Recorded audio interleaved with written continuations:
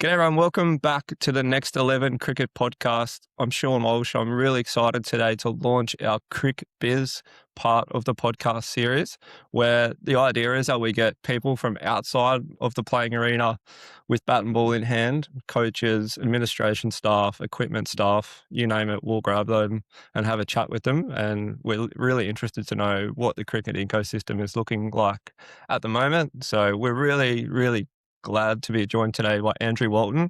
So Waldo, for people that I suppose have met Waldo, he's a level 3 high performance coach. He's the strategic director at Cricket Mentoring, and then also the director of coaching at Scots College. So more than a decade of Premier Cricket experience.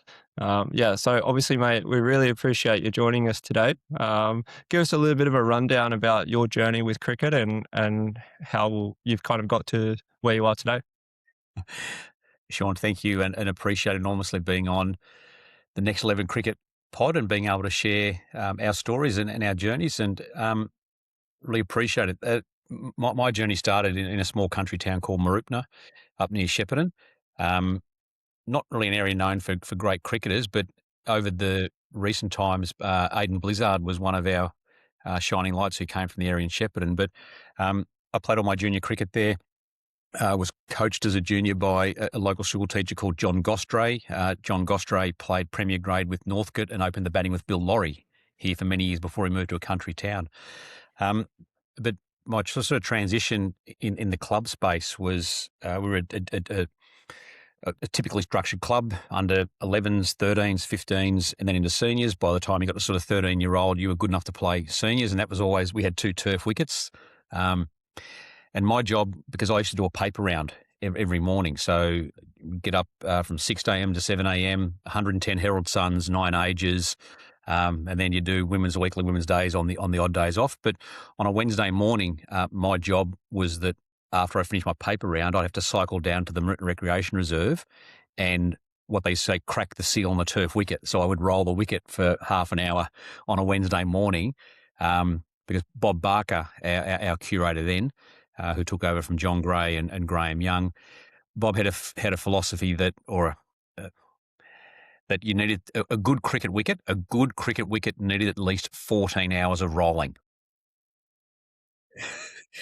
And he deemed that to be a good cricket wicket where, yes, it would be flat and hard for batting, but also enough for the bowlers, should they be able to put their effort and show their skills. And Mooroopna Cricket Club has maintained a very, very high reputation for that over the years. And look, my journey continued through junior levels, then senior levels. Was fortunate enough to play in a few premierships and their friendships that you still hold true today. Came to Melbourne through work. Initially, Spotswood Cricket Club for a few years in the VTCA. Then went to South Yarra as captain coach, and then stepped across into Premier Cricket initially as a player in the lower grades with Paran and Richmond. And that was also because at the time, myself and my 2 partners were starting a business that became Interact Sport. It was first called Results Vault, and Results Vault became My Cricket in Australia and also Play Cricket in the UK. And one of my reasons for being involved in that space was also to be more aware of the ecosystem, but also to progress my coaching opportunities. And then from the mid-2000s, I had a chance to coach initially at Hawthorn Monash, then went to Fitzroy Doncaster, Paran after that, and then Melbourne Cricket Club. So, yeah, nearly 15 years overall in Premier Cricket, including a year at Plenty Valley. And in around that, was able to have other experiences overseas with Middlesex as a guest coach, but probably something which I've grown more fonder of over the years is since 2013, annually I'll go to the Karnataka Institute of Cricket in Bengaluru. I've now been there 19 times over my life, and generally go 2 to 3 times a year. It's one of the biggest and best cricket academies in the world. Current players that have come through there include Devda Padikal, Mayank Agarwal, Manish Pandey, and it's a cricket academy which is open from 6:30 till 9 p.m. every day, and about 2,000 players on any given day come through. Yet also within all that, and thank you, as a level 3 coaching accreditation is one of the best experiences I had in my entire life, and it was from that where I was introduced into the the disability side of things, and was able to spend a few years coaching the Victorian visually impaired team at the state championships, and becoming more familiar with the local competition, and seeing all the good work, the really good work that Cricket Australia did by the way they structured that environment. But then, unfortunately, we had a few years there where everything stopped to a crawl virtually, and things sort of changed. But post post that have been more heavily involved in some of the community aspects. So locally, I volunteer with our under 10s at Edinburgh Cricket Club, and Edinburgh Cricket Club is where Fitzroy Cricket Club started, and it's actually got a very famous history because it's where Neil Harvey came from as a 10-year-old. Across the road from North Fitzroy Primary School, living with his family at 198 Argyle Street in Fitzroy. And we all know, Sean, we've all seen Bradman, Stump, Golf Ball, Water Tank, and how he became an incredible player through that. Well, equally, there's a great photograph of the Harvey family in what's now Harvey Lane off Argyle Street, where they're playing on the cobblestones, and it's where he learned his footwork. And I feel a very, very strong connection to that club through the history. But then also being involved in projects with Bentley Cricket Club, who've are now into their 6th year of an All Abilities program that started from nothing. That Emily and Trish, two mums, reached out 6 years ago, wanted to do something for their own community. And this is where I suppose just the vibrancy and the power and the impact of our game, it generally comes from within people, within clubs, within the grassroots, who are trying to find a way to make things better. And that's probably the great part of the game. It's been very, very kind to me in my life, and also been able to in that journey spend time working with and around and learning from some of the tremendous players, not only here in our country but overseas. And I sometimes sort of pinch myself in some of the experiences that I've had with different players at times in their life and their journey. And some of the players that we've seen in recent times, for example, Glenn Maxwell, Will Bukowski, Sam Harper. I've had the good fortune of being with them and around them when they were 15, 16, 17 years old. So when they had all the aspirations to be somewhere and do something and go somewhere. And there's some examples of players who have found a way to get through, but as equally, there are many who don't have that. They may be identified, but they don't get that sort of opportunity. Yet cricket still gives plenty. And then probably the last thing too is that I'm very, very passionate about coaching coaches. And I think we've seen the game expand remarkably in men's cricket, in women's cricket, in the junior formats, multicultural formats, inclusion formats. Yet where I think we can do better is also embracing the upskilling, the development, and the encouragement of coaches. There's no shortage of volunteers. If we're looking at the junior level, there's plenty of people going to the games. That's wonderful. Yet if we can help embrace that volunteer effort into taking a step into coaching or mentoring or leading, that will help the game that will help the game become stronger overall. Yeah, fantastic, mate. That's an amazing journey, and we really appreciate you sharing that. Obviously, you touched on your coaching and how coaching's evolving. Obviously, going from Premier Cricket to working at Middlesex to down to your under 10s team now. How have those different experiences shaped your philosophy as a coach, and one, how you coach, and two, how you teach coaches? Has that evolved over the years? Were there any really big learnings that drastically shaped your philosophies? Yeah, it has a little bit. And that was when we did the level 3 course. So just to explain, that was an 8-day living course at the academy, 57 modules, of which less than 12% were actually about cricket. A lot of it was about other things around it, and philosophy being a big part of it. And from that, I sort of walked away with a greater awareness of the impact that you had on the complete environment, where compared to so much of your coaching focus initially is about results, premierships or performing well.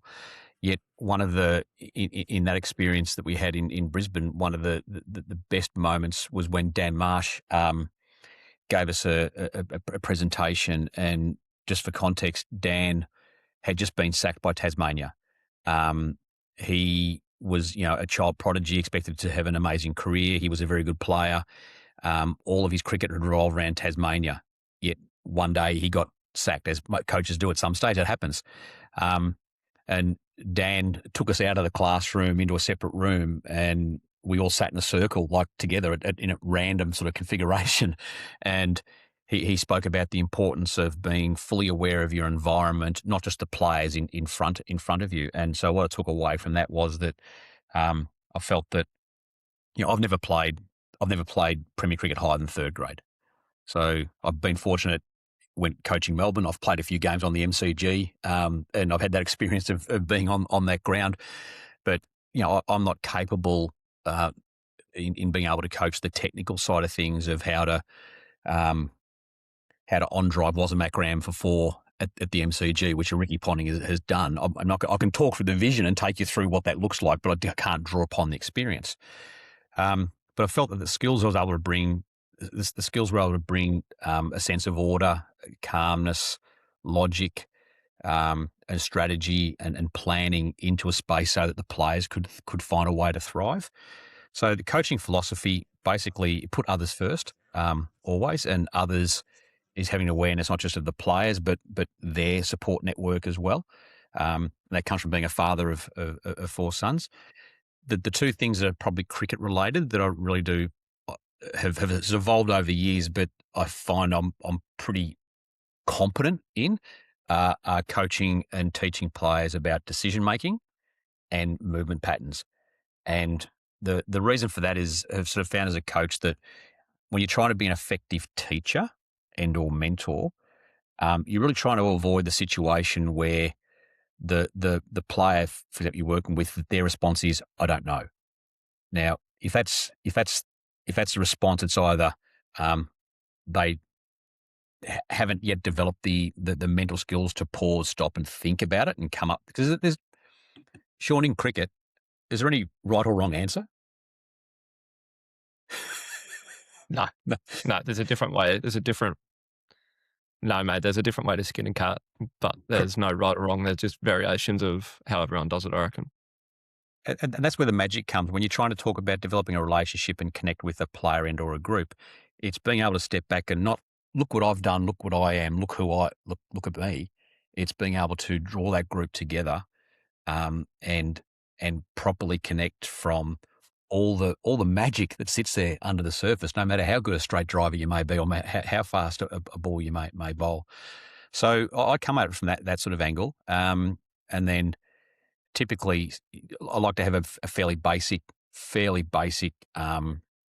strategy in place for match day around batting, bowling, and fielding, and that any player can follow, no matter where they are on, and that just works on trying to bring the group together because. Where possible, the philosophy revolves around relying on the collective ability of the group. And that's not just the star play. Too often we see so much of our media attention focus is on the individual, the star, and that's not necessarily good for everybody involved in the experience. No, that's fantastic insight, and obviously looking through those experiences of your own professional career as well. Obviously, starting my cricket, which it's become such a massive tool for cricketers. Obviously, technology in cricket is something that you and I are obviously both very passionate about and have used it in different ways. What do you think from when you've started your journey to now, and what technology is providing cricket at the moment that maybe 10 years ago it didn't? But then also, where do you think technology can still help the game? Yeah, so just I suppose the journey, just to give a base point, Sean. So back when we first started Results Vault, we just built a website for our club, and we wanted to put the scorecards on the website so anybody could see what had happened. Yet the process behind the scenes back then, typically a game of cricket, so South Yarra would play Walton Parkville, we'd score the match on a scorebook. At the end of the match, the captain would take the scorebook, would rewrite that onto a piece of paper in a form. You would fax that off to the secretary, who would then translate that into some computer program that might become 2 lines in the Herald Sun on Monday. But then along with that, you'd also have to ring the scores through that would be converted into some sort of text format. So the after-match operations of a captain in a suburban club, could be anything between 15 to 45 minutes in doing that before you get to do your umpires reports and greet the other captain. So, and we also had a situation where we had South Yarra at the time, and a shout out to the club. It's been very kind to me, but Gideon Haig, one of our foundation members, is still number 21 on the MyCricket platform. He's always number 21. We were confronted with a situation, Sean, where we had four teams that played in two different associations on Saturday and Sundays. And some players wanted to play both days. Yet we didn't want to create duplications of information. So right from the start, we were confronted with the sort of not complex problems, but things that you had to do to put a game of cricket on to make it work. And that, I think, that helped shape my cricket philosophy down the path of keeping things in order. I've always been a stats nerd. My dad was an accountant for BP Petroleum in Shepparton. He used to bring home these massive, big sort of table ledger sheets that I used to write down the Richmond footy team in order and listen to the radio and keep the stats by quarter. And then on Sunday, I would this is back when footy used to be on Saturday all the time.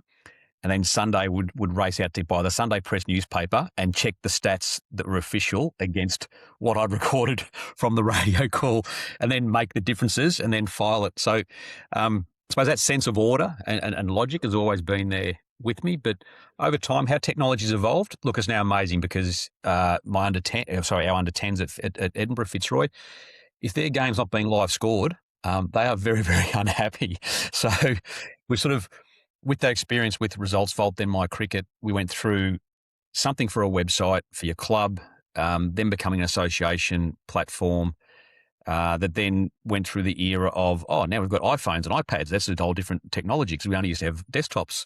And then we bring into it native apps, and then we bring into it live scoring and then live streaming. And now we've got social clips, and this is wonderful. Yet one of the things that drove me forward right from the beginning, Sean, was a very prominent long-term cricket administrator, well-meaning, rejected the need for Results Vault or anything for his club and association because his view was that nobody wants to read scores on the internet.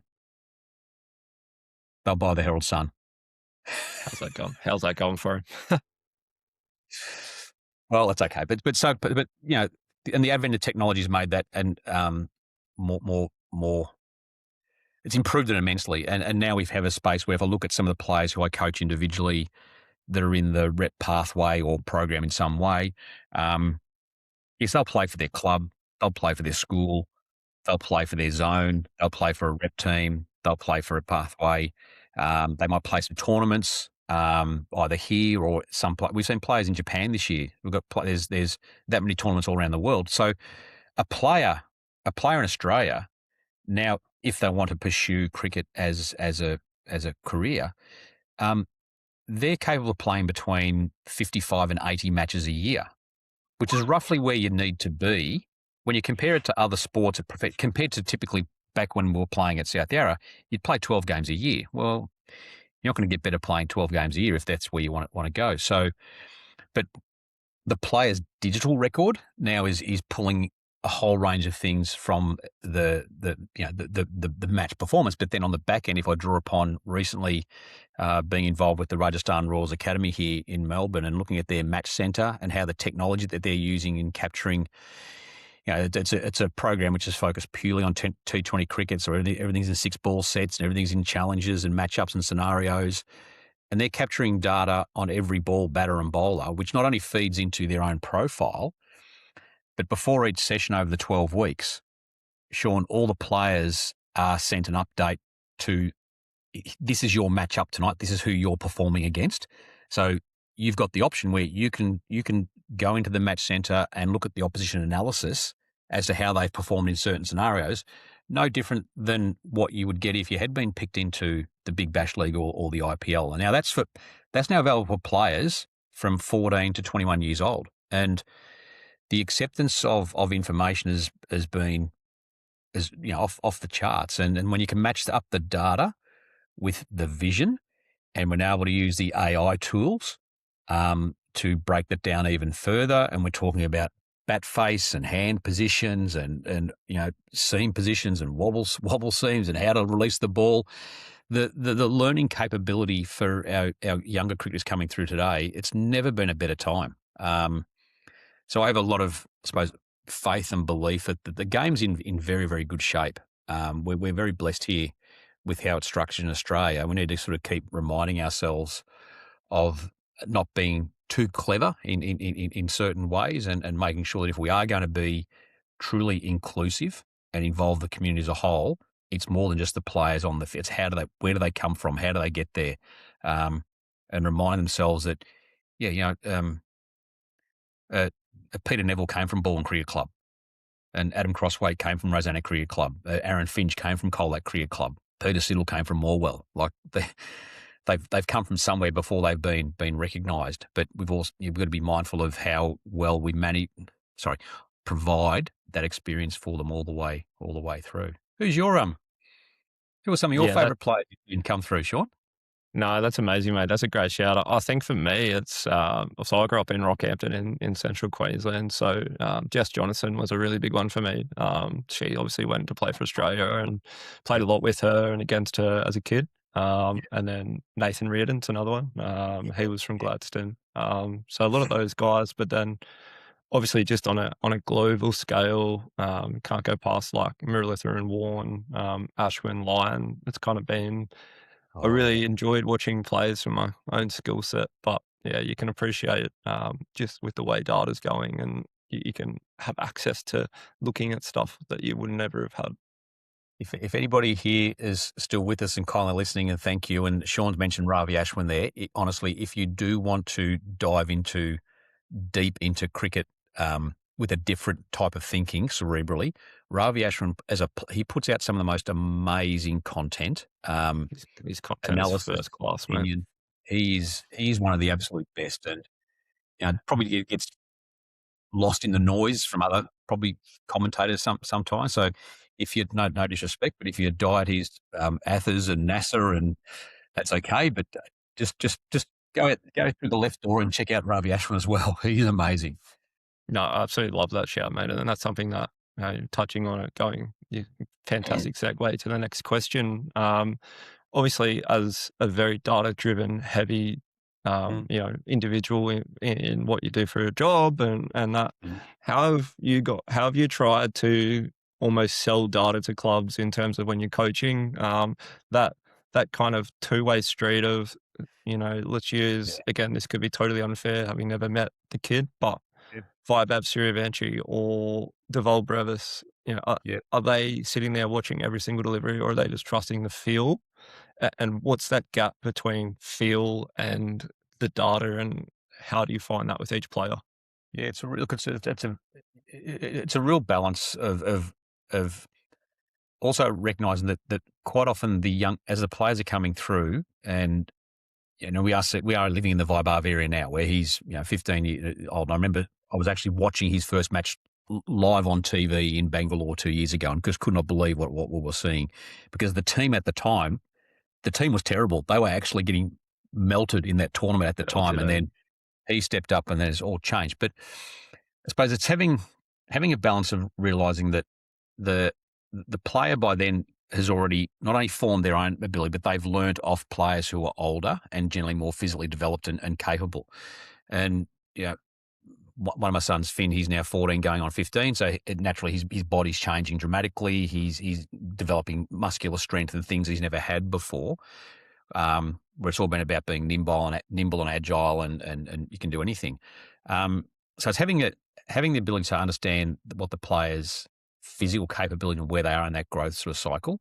And if you're using references like, I suppose one of my recent ones is teaching players that, Heinrich Klaassen, who's not really a smooth mover as such, yet hits the ball incredibly well and has the ability to hit balls that would normally not be scored from. But his method is very fundamentally simple. He ensures his feet movement is minimal. His head is in line with the stumps. But he's hitting balls off 6-stump line, knee roll height, over mid-wicket for 6. So It's unbelievable. It's giving players, I suppose, a balance overall. Sean answered the question of the license to do what you want to do, find how you want to find it. The objective of the game, if you're batting, is to score runs. To score runs, you have to hit the ball. You have to hit the ball with purpose and control, and in a direction where, quoting Steve Smith, where the fielders are not. Yeah. Steve Smith's taken it. He all his movements around the crease, all his idiosyncrasies that people get distracted by, but basically it's to help him score runs and to hit the ball where there's no fielders. Logical, isn't it? Yeah. No different to a bloke called Bradman. He did play the same. He might have played more technically correct, but he used to use his hands and how he hit the ball off the bat to where the fielders weren't. From a bowling perspective, yes, it's taking wickets, but it's creating chances to take wickets because catches do get dropped, edges do fall short. But it's being able to be consistent enough to create that moment of difficulty where a chance is possible to happen. You can the acceptance of data by the players coming through is incredible. It's very high, but it's also finding that balance, Sean, where what is it that is meaningful to them in the moment. You don't want to overload it. Always had a habit in coaching first grade Premier Cricket where the Thursday before the match, the first 11, all the players were given a one-page sheet on the opposition, which was not one-page sheet, how the opposition were going as a team. An extract of their key batters and key bowlers and what were some perceived strengths or weaknesses against them. Now, that was a viewpoint from the information I was able to capture at the time, going back some years ago now. And that was part of our player preparation. Now, whether they use that or not, it was up to them.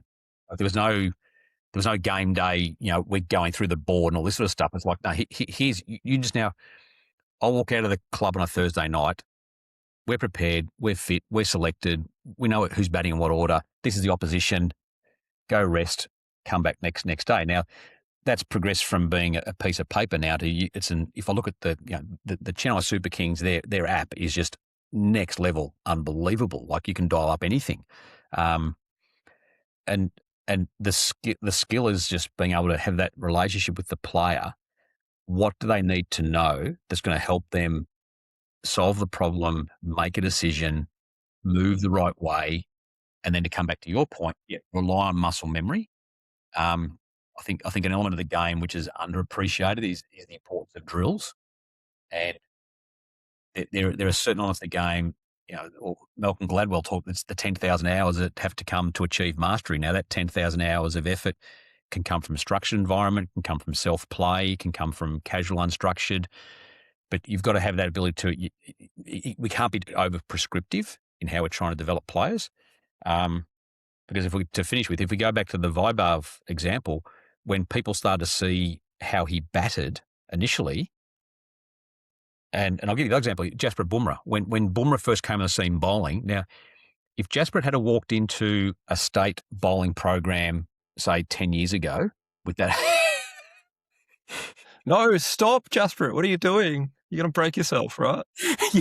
Yes, exactly. But the point being is Bumrah's method of bowling any different from how Bradman learned how to bat? Not at all. Not at all. He was a product of his own environment. I mean, Ravi Ashwin had a disability with his leg that he basically couldn't walk properly till he was 18 years old. So he had to, when he was sort of able to play cricket with a degree of comfort, he was still trying to learn how to walk. But up until that time, he developed the skill of his hand release, of his shoulder, arm action, from being capable in his own environment of doing that. And that's where to bring that question to a conclusion. Yes, we can use all the data that we want, but we've also got to be mindful of the player's movement capability, and what their strengths are, and build on their strengths, not trying to change them into being something else. Yes, when you're a younger player, Sean, and you're imagining you're a bowler, who are you trying to who was in your head? Who are you thinking you were?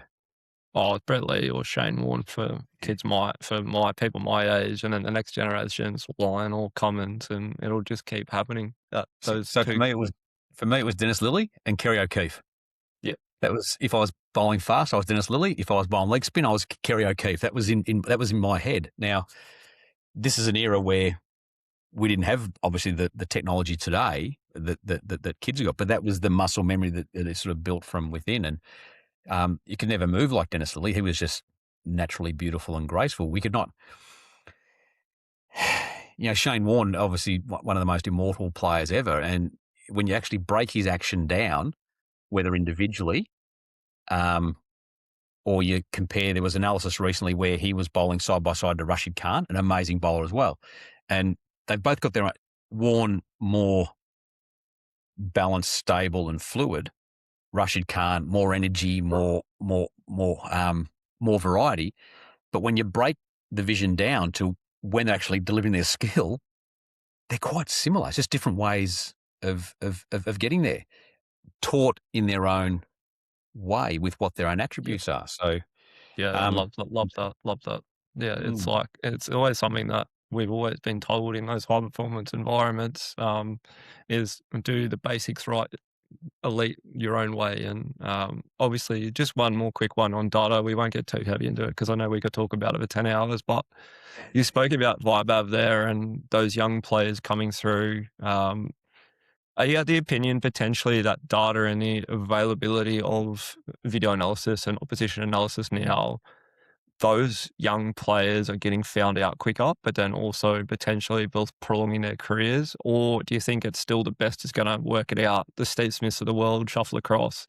Do you think that's more of the better data gets, the more the Sam Contises of the world are going to get found out at 20? Or do you think that's just I suppose, a cop out for potentially a bit of bad performance? Look, I think there's an upside. There's an upside here with data because even though there's more of it, the filtering, the screening, the comparison makes it more meaningful because we all worship, and rightfully so, Bradman's career and what he did, but he barely played outside of Australia and England. So he's not really tested across, and in an era, but where there's only one format of the game. Today, there's multiple areas where we can get in, we can dive deeper into matchups, and matchups can be used to either fix an area of weakness specifically, or help build a player confidence, or help a strategy. So, I think we're able to be more specific around what data is actually useful rather than just data for data's sake, because I've seen it many a time. A player will be presented with a dashboard of information and you can just see straight away, like, that's just give me the two things I need to do. Just tell me what I need to do. Yeah. That's massively. Greg Shippard tells a great story when he was during his time at the Sixers with Dan Christian, and in relation to batting, but Dan's role, with the bat, he's a match winner. So Dan's role was basically broken down into, Dan, when you walk out to bat, it won't be before the 12th over. It's after the 12th over. And all I want you to do is face 5 balls. And he'd say, why? They said, well, record shows once you face 5 balls or more, you just take control. And things happen, and you naturally lead us to a better space. If you miss out on those first 5 balls, okay, so what? That didn't work today. But there was a very simple way of it, realizing the data and the importance to the team and how the individual could contribute to that, but boiling it down to, mate, just get through 5 balls.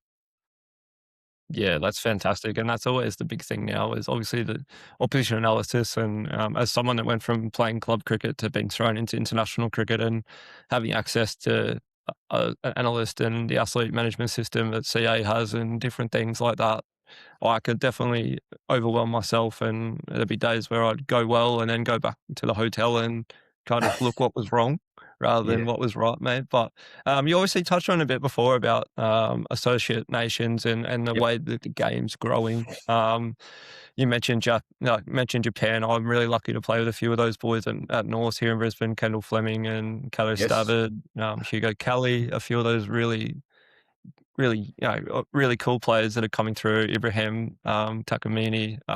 What do you think the big thing with associate nations? We saw Italy in the World Cup as well. What's Yep. the big driver for those associate nations to bridge the gap? And is it as simple as just the back pockets and not being able to compete with the big three, or are there cleverer ways, for lack of a better term, that as a global game we can close the gap between 15th and first in the rankings? Wh- One of the cleverer ways where the gap is being closed are players realising that there's opportunities to play elsewhere. So they're paying much more attention to if they've got a multicultural place of birth. In my sphere of so Ian Holland, known for quite some time, and Ian's blessed where he's got the ability to play for the USA. And he's a. I'm still finding I'm staggered that he's a fellow who wasn't good enough to play first class cricket in Australia, yet has forged now a 10+ year career in county cricket and played internationally for the USA and still playing well. And okay, he's probably not in the class of a Ian Botham or a Wasm Akram, but he's a very, very he's a great competitor with the ability to play in multiple Dirk Nanners, he played his first international game for Netherlands before Australia realised he could play for Australia as well. So we brought him in. So I think the multiculturalism where players are able to move into some of those associate nations, I think the associate nations count is now more than 100. And it needs to rise. And we're seeing also tournaments. So the Japan Cricket League, a tremendous example, and shout out to Kendall Fleming, love the work he's doing in the community in so many ways, because the Japan Cricket League this year, in its second year, I think there was like 13 or 14 players from Melbourne, male and female, were part of the event at the end of May, start of June. So conflict with nothing on the calendar. A great place to go to.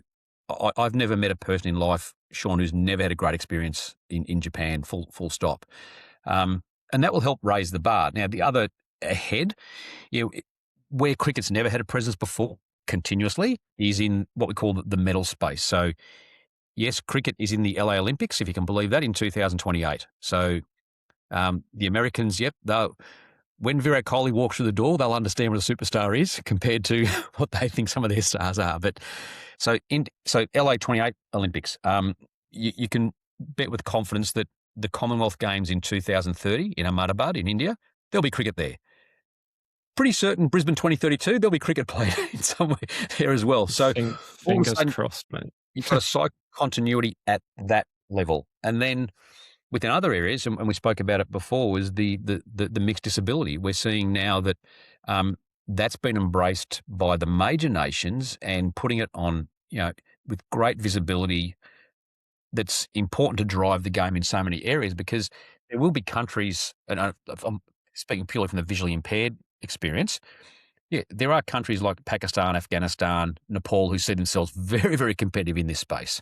If this helps lift the whole ecosystem by making a mixed disability competition, then that's all for that. And again, just to sort of remind ourselves that apart from lifting it for the players, it creates a whole ecosystem behind it of coaches, sports scientists, analysts, specialist coaches, broadcasters, dietitians, physiotherapists, all these things that you can almost, we take for granted in our own sporting environment. We're blessed here. We've got so many professional teams, but that then creates a career pathway. And an example of that, just to conclude, selfishly, one of the reasons I go to India every year is the IPL's on, and you get to see what's behind the scenes, because there are so many Australians who are working in, not just Australians, but Australians, English, that are working behind the scenes in some sort of support role, who are not on camera, yet they're developing a career that, with all due respects, is they're not relying upon being the media manager for Collingwood Footy Club to get somewhere. There's other spaces to go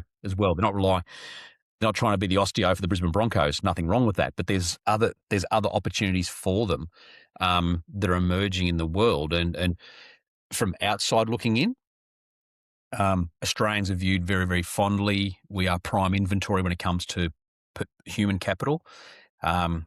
We take things professionally. We're generally very well organised. We're reliable. We're trustworthy. We understand loyalty, and we show up. if we say we're going to be there at 6:30 a.m., we're there at 6:30 a.m. We're not. That's just natural for us, because that's part, I suppose, of our own culture and DNA. So this is where, and this also is providing opportunities for the associate nations. A very good friend of ours in Peter Hatzoglu. Peter's made a tremendous career as a professional cricketer, where it is highly unlikely that he will ever play for Victoria or Australia. Not that he really wants to, but he's able to forge a career now in playing tournament and franchise cricket, and still be at the highest level and playing with some of the best players in the world, but almost like dipping in, dipping out, dipping in, dipping out, and doing enough to get by.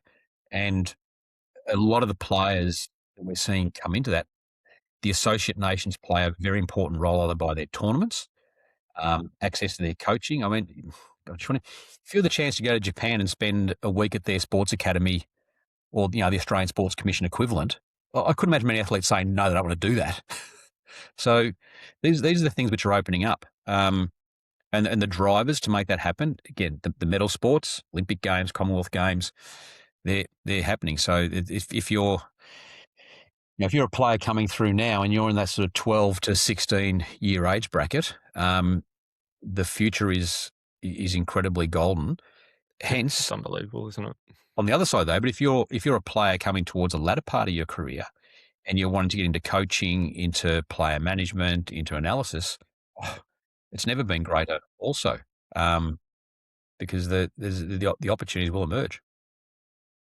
Yeah, fantastic, mate. I think that's a really strong sentiment. Obviously, we've gone through in Australia the privatisation talk with the Big Bash and different things like that, and seeing different franchise leagues pop up around the world. I think the big thing that we forget about as Australia, where we're so focused on the 11 men and women in the canary yellows or the baggy greens, that how important the ecosystem around the other 11 players or 15 players in either squad, and the state systems, and how much stronger. Like a Brody Couch is another great example.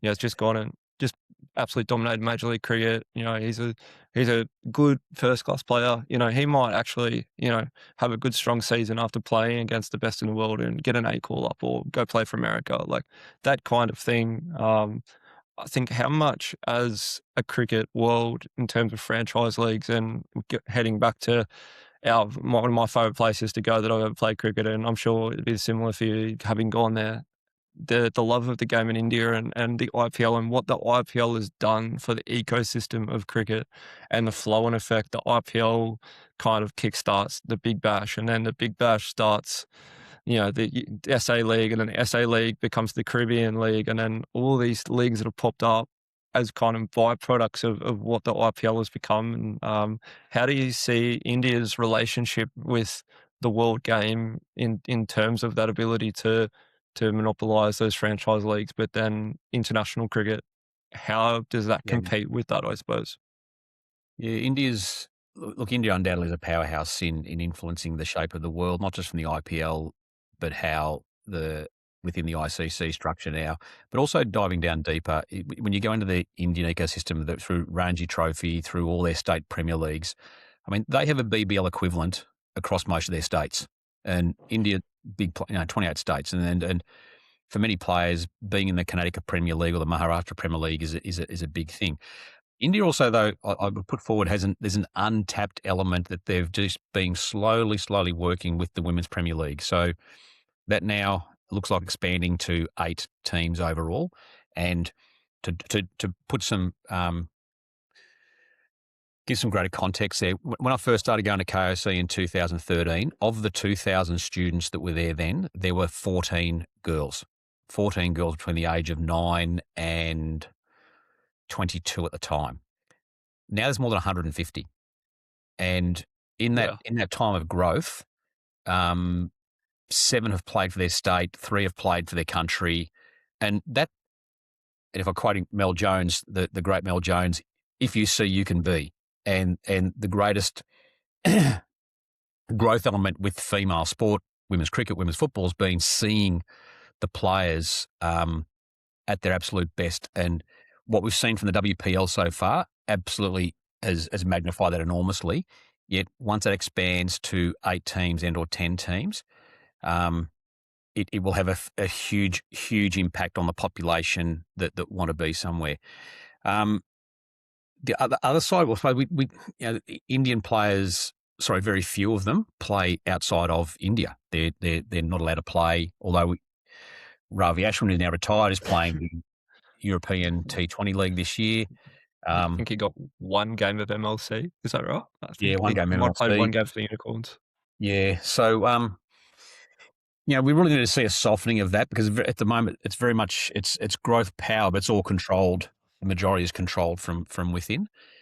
Yet around that, many people, great people, amazing people of Indian heritage are running the media companies, the technology companies, all across the world. I mean, the impact of Indian technology into Australian sport, where Infosys has been a major partner of Tennis Australia with the Australian Open, HTL with Cricket Australia, Orion Innovation with the AFL. There are many companies that are here doing things that are not based here but based elsewhere. So, we have an advantage, I think, as a country, and we've got a very strong relationship. And thankfully, keep going, Pat. We keep beating them. So because we keep beating them and doing well, we're regarded very highly as being of usefulness to them. Here, though, I mean, I think there's 1.2, 1.3 million people living in Australia who have Indian heritage in their culture. And, some of the talents that we're seeing come through in that and myself, I'm half Italian Australian, so I come from an immigrant background, and we're seeing the change in nature of what that looks like and the influence, but also having access to Indian coaches coming over here as well, just to help share their experience, where they come from, Mumbai or Delhi, is incredibly invaluable for us also in that knowledge sharing, and building on relationships like people like, behind the scenes. So Simon Helmut, very, very dear friend. Simon Helmut has been an assistant coach, specialist coach, performance coach for the Sunrisers Hyderabad for 11 years now. 11 years. Now, if Simon was no good at his role, I assure you he wouldn't have been there for 11 years. David Reid from Melbourne, who coached Northcote, he was coming through coaching Premier Cricket when I was first coming through. He's been a performance coach with the Chennai Super Kings for 8 years. So these people are, through them, we're being connected to their network, and all of a sudden you're able to make that movement and share learning, share information, share player knowledge. The number of times we get called by a coach or a talent scout, do you know so-and-so? Have you seen them? What are they like as a person? What are they like as a character? What can they bring to our organisation beyond the stats and the data? So India plays, the Indian interconnection is a really important part to the ongoing growth of the game beyond the obvious. Let's not get caught up with who's head of the BCC or who's head of the ICC. There's more to it. There's more to it than that. And we also should be in the WBBL. The WBBL is one of the very, very few tournaments in the world of any sort where Indian players can move freely. So the fact that Harmanpreet Kaur, Smriti Mandana, that Jimmy Rodrigues, I think, played for the Heat. Absolutely. Yeah. The fact they can come to Australia and we can see them here live, and they're able to also bring over their knowledge, their experience, and in the dressing room, in their ecosystem, that's a gift. That's a gift we've been given.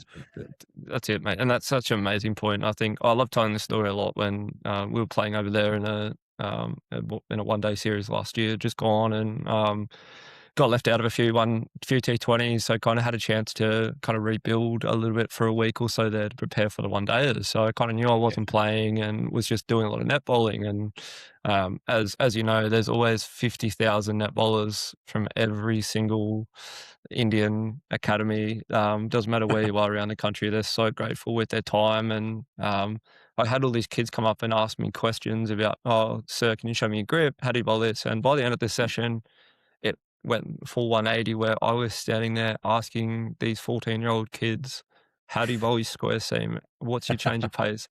Because I understood that if I'm in this situation, I might not ever be in this situation again. And the way that the game's taught in different parts of the world is so massive. And just being able to kind of understand the passion there, but then also the specific skill sets that these players have. You look at Shubman Gill, Mm. like him the other day in that one day against England, some of the punch drives he plays, you're a 14, 15-year-old kid growing up in Perth where the ball's coming through at your chest every ball. It's a pretty good shot to have. And Yeah. his whole life, he's been getting really nothing past his knee roll. And so obviously that ability to keep growing and learning is such a massive part of their culture. And I think is something that Australia and India definitely have that connection. Obviously that MRF Academy, that squad that was announced yesterday, and different Yeah. things like that, that's so massive. You look through that list, kids like Ian Sharma, Doug Warren, Jack Sinfield from Queensland, Raf McMillan, Riley Kingsall, those kids that are, first class, maybe they've played a splatter of Shield games, Stevie Hogan. Yep. What are they going to get from experience like that? I know Jake Weatherald went over to KIOC Yeah. last year with yourself and cricket mentoring. Yeah. What kind of experience did these type of MRF academies, the KIOC Yeah. academies, what do they give for your normal 18-year-old Steve Hogan that's grown up playing in Queensland with balls that comes through chest high every time? Kind of that experience. What's the Yeah. biggest thing you've seen players take out of that? Yeah. So first of all, it's just that the number of academies in India is endless. They're everywhere. And there are various quality as well, and some we've been to some that are very professional. We've been to some that are very much still forming their own way. What does it give you? It gives you access to different turf conditions, and in some cases, turf in depending where you are is just clay. It's either red clay or brown clay, or it could be, or it can be grass as we know it here. So there's different levels of surfaces. The understanding that as soon as the sun's up, you can play cricket. So the sun's up by 6 a.m. Cricket's on somewhere, and typically on some of the training camps that we provide, just looking at a 10-day block, and we do in the post-session review. Most of the players over that 10-day period, when they're batting, they will face somewhere between 6 and 8,000 balls. Like That's so wow. the volume. So the volume is next level. Yeah. I remember on my first trip when I went there with Bryce McGain, and in the old KOC, we saw one of the players. He was trying to get into the KKR squad. He was on the fringe. We watched him one day at practice. He started at 6:30 in the morning. He was still going at 5:30 at night. He just moved across from net to net to net to net to net. Because while you're there at the end with a helmet and a bat and you're padded up, somebody will bowl at you. Now, some of that bowling could be pretty ordinary, but some of it could be pretty good. But there's no shortage of volume. You get to learn about, I suppose, Mike batting for long periods of time. So, Mike Hussey was famous for his preparation at the Wacker where he'd go and bat, virtually all day. So yes, you can do that. So you can prepare yourself for a long period of time. It also gives you time to develop and improve your capability. So if it's a sweep shot or it's a late cut or it's a deflection, you've got time to do this. You're not trying to race through a 10 to 15 minute block of your net and then you're done and move on. It also, most people in India, Sean, they smile. They're smiling. They're happy. They have hope. Absolutely, mate. That's one of the biggest things you take away from the country for sure. It is just a beautiful environment to be in. And you've also got the ability to dip into their culture through their temples and their worship and their gods. The food is amazing. The food is So good. unbelievable. It is, just for anyone still listening into it, spicy is not hot. Spice is flavour. There are 738 different flavours of spices in India. Mate, Use it, spice embrace is it. nice. Spice is and nice. Spice is nice, and the range of vegetarian options available are incredible. Look, it does get warm in some places. Yeah, you've got to be mindful of your own hygiene. That's okay, but it's no different than if you were here. And if you embrace that and walk into someone's home, and if they say, "What would you like to eat?" the best reply is, "I'll have what you're having." Whatever you're having. Dhanyavad Galu. Thank you very much. And Absolutely. you'll have a friend for life. Absolutely. No, You'll have that's a friend amazing, for mate. life. Thank you so much for that insight. That's so cool. So just to finish with, so generally, I get asked regularly by people about how does my son or daughter get better at cricket? So 1, play more matches. 2, go to India. Yeah, that's it. Literally, I think, mate. I think for me, I've been able to do a couple of tours there as a player, but then also went a couple of times in my early 20s just with academies. And what it does for you is just give you such a worldly, holistical view on the game and the embracement of how much the game's loved, but then also how much the game's respected as well. And you Yeah. clean up in the sheds, and Yep. you always say, Yep. "Sir, thank you, sir." And if you're truly going to be, and if you're truly going to create a career for yourself in the game, you have to be as good playing away from home Yep. as you are at home. And yes, you can be a good player in Australia, but if you want to really challenge yourself, being able to play in India and the subcontinent is going to provide that opportunity, plus an endless capability of matches and tournaments that are never ending. So it's the best, and that's the, and also you generally are surrounded by people, players, and or coaches who are all focused on finding a way to improve, which might not happen today, might not happen tomorrow, and just a Devdul Padikal, so true story. So when Devdul Padikal first started coming to the academy, Yep. for his first 8 sessions, and a typical session is 2.5 hours. For his first 8 sessions as a junior player, he was only allowed to bowl. Wow. And They he's now didn't think he could keeping bat. for India. They didn't think he could bat. So Devdul Padikal. So you imagine trying to tell a young Australian boy that you'll go to 8 sessions, you'll do 20 hours of practice, 20 hours, and you're only bowling. They're What would not the less response than be, you 20 reckon? minutes. They're not less than 20 minutes, Walter. Um, Absolutely. No, that's amazing, mate. But no, that's exactly right. And that's, I think for me, just that's amazing to hear someone who's been to the country and experienced it like I have, because not everyone has an amazing experience there. And I think it's just from that little bit of scaredness and that little bit of I'm challenged here. If you just go in with an open mind, I think it's the best experience you can have, mate. But I know I've kept you for a really long time, mate. We've got a fast 5 to finish. So I'm going to come up with a better name for it than that. But short 30 seconds at the most, mate. Fast We'll 5 call it ends out. we'll call it the finishing 5 or the last set. I'll come up with a better name for it than that. But the first one, mate, across all the players you've helped develop, what qualities consistently separated those who progressed to those that potentially just had talent and didn't go through the system as you would think? They ask questions. Yeah, They very ask questions, and yeah. and and they want to learn from somebody else. It's not always about them. Amazing. That's such a good answer. The second one, if you could change one element about the Australian player development system, obviously having been in India, in England, different parts of the world, what's something with the player development system in Australia that potentially could improve? Is it the obsessiveness with body types and you're 6'6", you bowl fast, you're going to be that person? Or is there something that you think might need a bit of improvement? Yeah, it's definitely investing more in the coaching and mentoring side of things, and being able to help players develop their own emotional and mental skills. I mean, it's already in it's already in primary schools, it's already in secondary schools, and that's wonderful. That's really, really strong. It also helping our players, not just play, but coaches become better at that in the sporting environment as well. It's not about winning or losing. It's not about making runs. It's about handling the situation that emerges for you, and being able to then tap into that capability they're learning, either emotionally or emotionally what they're feeling, mental what they're thinking, and that's a way where sport can, and coaches and mentors can help the teachers who are doing the Yeah, heavy that's lifting in the class. amazing. That's amazing, and I think that's a big thing that I wish I would have more.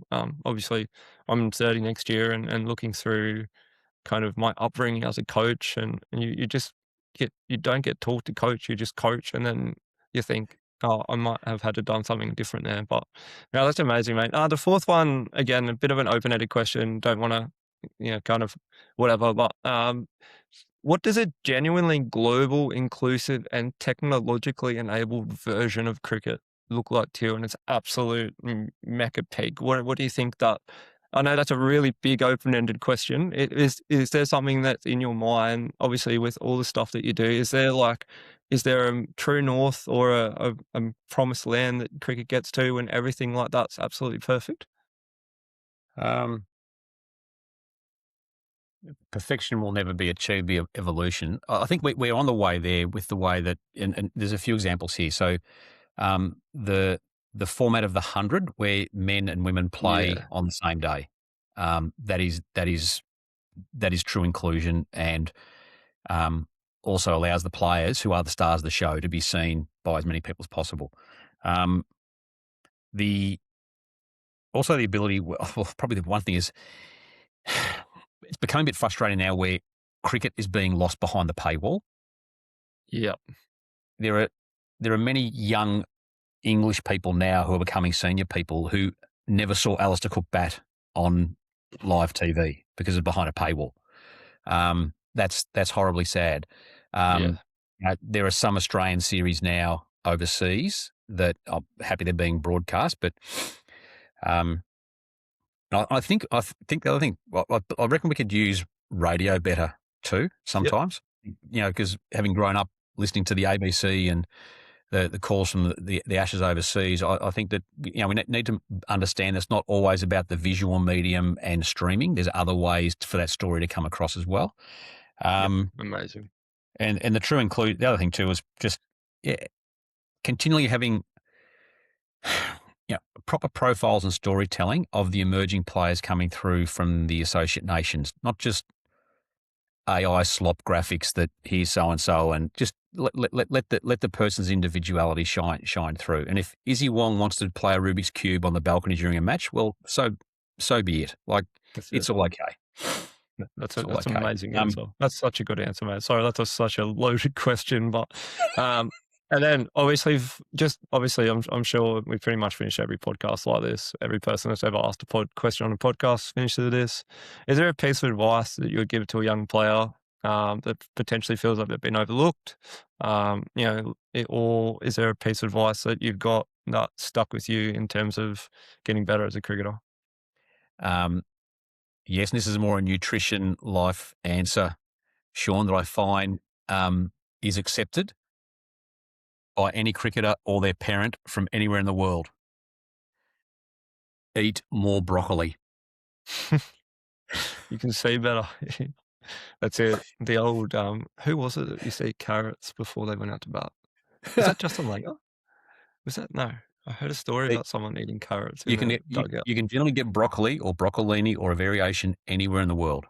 That's it. That's it. So you'll never go hungry. It's healthy, and it'll make. And if you're a younger player coming through, if mum sees you eating broccoli, she'll be very happy. And if you've got a happy mum, you're on the way. That's it. And then trust. I can say it on behalf of me and probably yourself as well. Happy wife, happy life. That transitions into, doesn't it, mate? But hey, mate, thank you so much for you're so generous with your time, mate. It's an amazing way for us to kick off the CricBiz podcast series, mate.